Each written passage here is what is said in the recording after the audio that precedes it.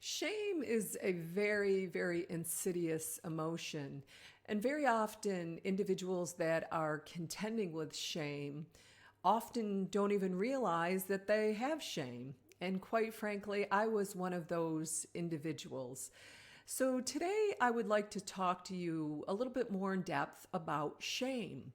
And for instance, what in essence causes shame, the effects of shame, and what to do when you're caught in a shame spiral.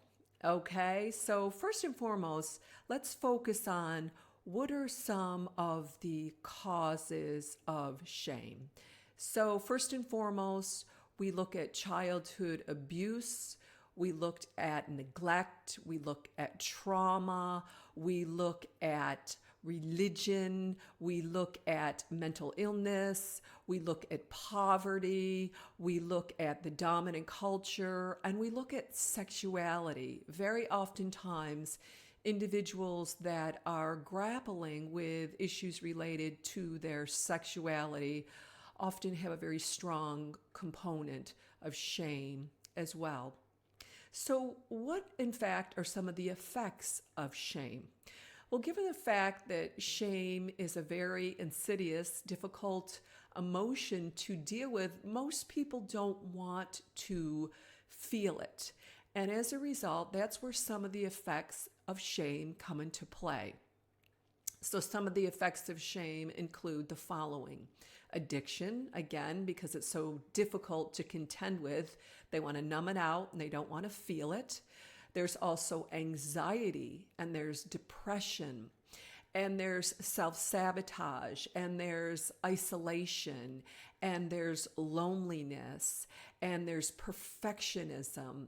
And finally, there's suicidal ideation, because sometimes when shame continues to manifest, it can feel so overwhelming that the individual contending with it, quite frankly, might feel like, I can't do this anymore. I want to die.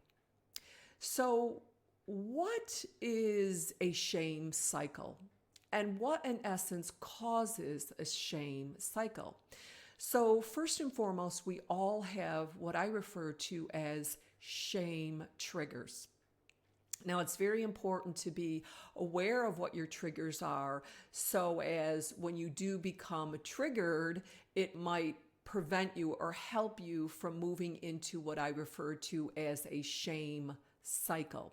So, if in fact you get caught up in a shame cycle, and that's because when you experience the trigger and that 5 second window in between it, you kind of get sucked up into that shame vortex, the shame has already got you. So, basically, what you want to do when you're experiencing a shame cycle is as follows. First and foremost, accept it. Okay, so right now I'm feeling like, oh my God, I'm feeling very defective. I'm feeling very low. I'm feeling very vulnerable. I'm feeling as though that I don't love myself right now. So accept the fact that you're in a shame cycle. The next thing is to recognize where, in essence, the shame is manifesting itself within you, within your body, within your psyche.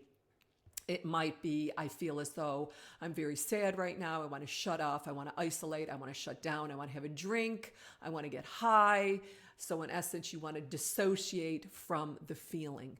And then, of course, there's the managing aspect of it. So, okay, I'm in the shame cycle. What can I do at this moment? So, what you want to do is focus on disrupting the cycle. So, at that moment, you want to say, okay, I am going to redirect what I'm feeling right now rather than spiraling further down that shame cycle or going round and round and round with ruminations. I'm a bad person. Oh my God. Oh my goodness. Okay. I want to manage that. And I want to say, okay, it's okay. You're in a shame cycle right now. Engage in self-soothing behaviors. I might also suggest you want to pretend like you have an imaginary stop sign and say, okay, stop, and I'm going to redirect. I'm going to focus on reframing the situation and building myself rather than dragging myself further down in this shame cycle. You might want to also consider journaling. journaling to disrupt the cycle, the shame cycle. You might also want to punch a pillow and get those feelings of shame out and express the upset or the anger or the self-loathing behaviors that you're feeling towards yourself. You can also, put cold water on your face or, on the palms of your hands.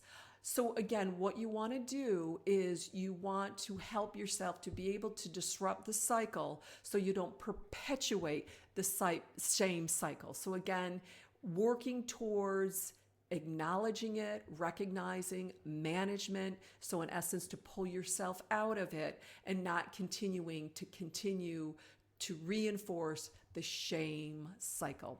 So with that, if you found this video helpful, please press the thumbs up button, and you can also subscribe to my YouTube channel. Thanks.